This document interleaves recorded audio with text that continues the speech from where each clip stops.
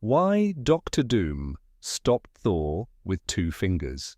Stormbreaker once tore through an attack from Thanos while he was using the completed Infinity Gauntlet. And Doctor Doom just stopped that same weapon with two fingers. Everyone is asking the obvious question, how is Doom possibly this strong? But I think that misses what Marvel is really showing us, because look at Doom carefully. He doesn't brace himself, he doesn't struggle, he barely even reacts. Like Thor's attack was never dangerous to him.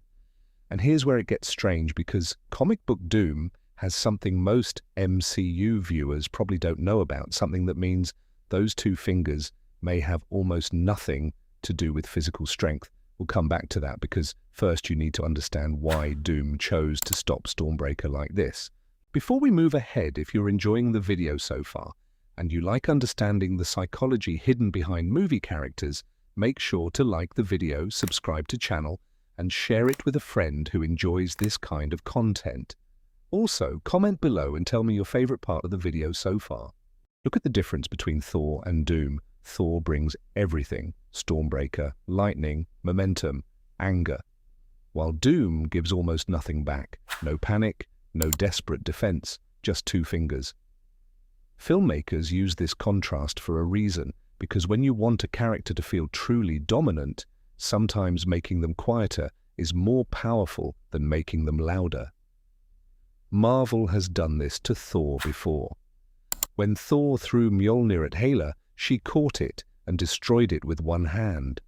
The scene wasn't memorable only because Hela was strong. It was memorable because something Thor believed represented his power suddenly meant almost nothing to someone else. Doom's moment works the same way, except there's another layer. Thor expects Stormbreaker to force a reaction out of him, but Doom refuses to give him one, and psychologically that's almost more humiliating than a long fight, because Doom isn't only stopping the attack, he's deciding how much effort Thor deserves, and apparently Thor deserves two fingers.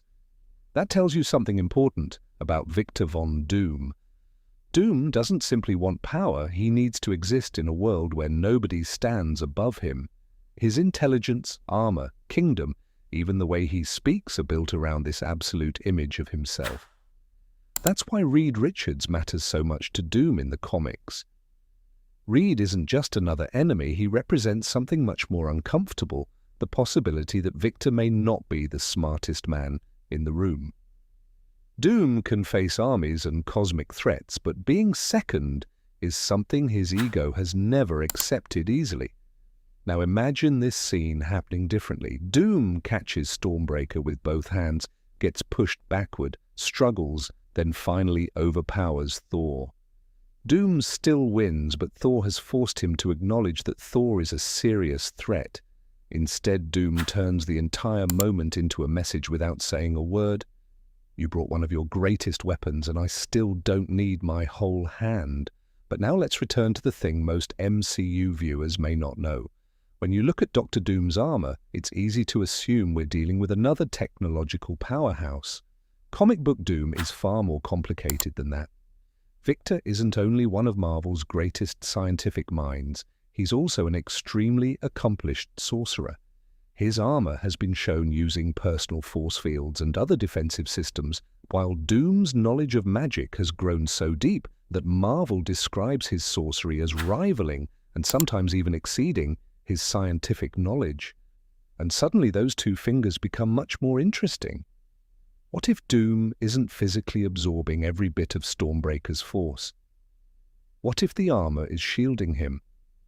What if magic is involved?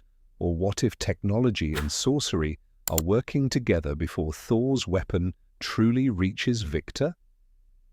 We don't know yet, and the trailer doesn't explain the mechanism, so anyone claiming they definitely know how Doom did it is guessing. But that uncertainty is what makes Doom dangerous, because his greatest advantage has never been one single power. If technology isn't enough, he has magic. If magic isn't enough, he has science. And if somebody is stronger, Doom studies them, adapts, learns, and comes back with another answer. And maybe that's why Marvel chose two fingers for this moment. They're not only telling us Doom is powerful, they're establishing the kind of mind the Avengers are about to face. Someone who doesn't enter a fight wondering whether he can defeat you, he enters already behaving like the question has been answered. Thor attacks, Doom doesn't panic, doesn't rage, doesn't celebrate, and barely acknowledges what happened, because inside Victor's mind this isn't some impossible victory. It's simply what was supposed to happen. And that's why the most frightening thing about Doctor Doom may not be his armor, his magic, or even his intelligence. It's that Doom has built his entire identity around one belief: there should never be anyone above Doom.